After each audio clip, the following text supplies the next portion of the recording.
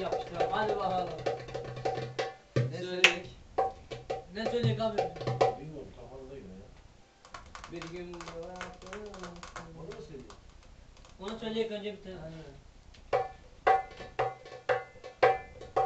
Ne sevgiler geldi geçti gönlümüzden gönlümüzden neler neler götürdüler ömrümüzden ömrümüzden biri bebek yüzü derken biri tatlı sözlü derken tam birini buldum derken bir gün bırakıp gittiler terk ettiler terk ettiler bir gün bırakıp gittiler bütün aşklar da böyledir sevenleri terk ettiler bir gün mutlaka bir zalim hayatımıza girecek acı olup gözümüzden yaş olarak dökülecek dümensiz bir gemi gibi uzaklara götürecek ya batacak ya çıkacak